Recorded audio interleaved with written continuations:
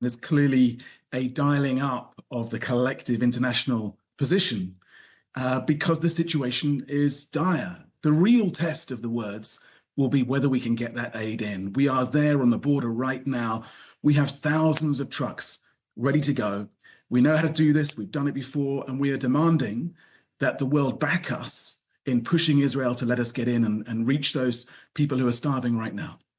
And yesterday it was five trucks of aid that went in, not fit for purpose in this case.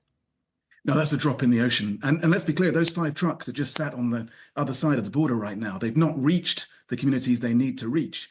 And, let me describe what is on those trucks. This is baby food, baby nutrition. There are 14,000 babies that will die in the next 48 hours unless we can reach them. This is not food that Hamas are going to steal. No, we run the risk of looting. We run the risks of being hit as part of the Israeli military offensive. We run all sorts of risks trying to get that baby food through to those mothers who cannot feed their children right now because they're malnourished. You've spoken out already about the new Gaza Humanitarian Foundation, essentially the mechanism that Israel wants to bring in to distribute aid, to get it into the Strip and to get it to people once it's there.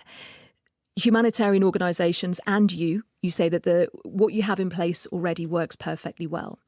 So when that UN aid is requested by this new distribution mechanism, you're left with a really difficult and delicate decision to make about whether to hand it over. What will you do? We've got to keep on getting as much aid through our mechanism as we can. We can do this at scale. We did it during the ceasefire, 42 days, 600 trucks, 700 trucks, dwarfing anything they're talking about doing through this dodgy modality. We know how to do this. We can do it in line with humanitarian principles. And the world, the international community, the donors who provided that aid are very, very clear with us that this is the only way to do it. To go with the other modality would actually be to support the objectives of the military offensive and to further dehumanize and humiliate those civilians who badly need that aid. So you won't be handing over, as the UN, you won't be handing over that aid to this new mechanism to be distributed through them? We've got to get the aid in ourselves. We reckon clearance for 100 or so trucks to go through today, I hope. Now, it will be very tough. We get impeded at every point, but we'll load those up with that baby food and our people will run those risks. I've been talking to them this morning. They are incredibly courageous. They know what's lying ahead of them: looting, insecurity, the war overhead, the war all around them. But people inside Gaza are so desperate right now, and we will do whatever we can to get to them.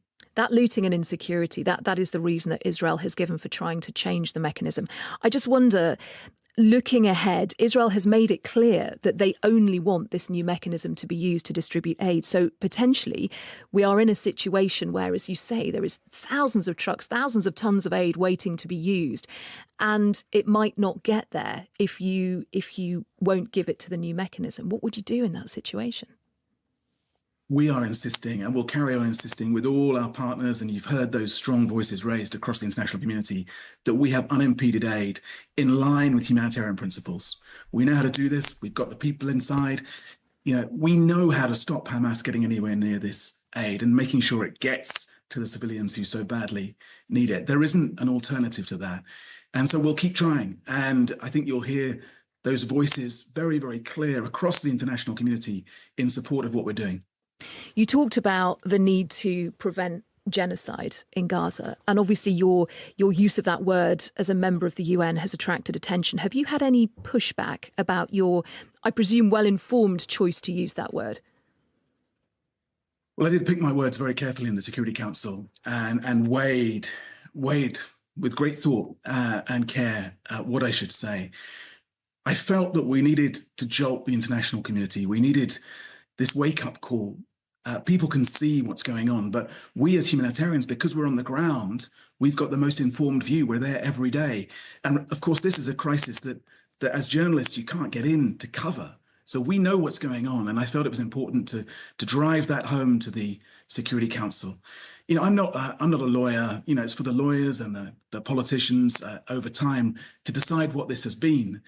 But I'm very conscious that with previous war crimes, Srebrenica, Rwanda, etc., we didn't move fast enough to call on the world to prevent it. And I'm doing everything I can to raise my voice and encourage others to raise their voice to prevent that. So on that point, looping back to that statement that we were talking about, it talks about if Israel doesn't cease the renewed military offensive and lift its restrictions on humanitarian aid, we'll take further concrete actions in response. In your opinion, what do those actions need to be, and how soon do they need to happen if there is no change in the situation? Well, I think the challenge here is that it doesn't really matter what I say. It really matters what Israeli ministers are saying. And several of them, very prominent ministers, are clear that they want to use starvation as a weapon of war, and that they will do everything possible to prevent us getting that aid in to save lives.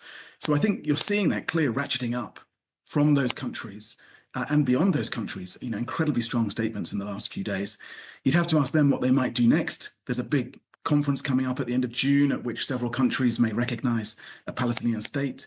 Several countries have trade deals. Some countries are still providing arms to this Israeli military offensive. So they do have a toolkit of measures that they could take. For me right now, what I most need them to do is insist unequivocally that we get in at scale. I want to get thousands and thousands of trucks through. I want to save as many of these 14,000 babies as we can in the next 48 hours.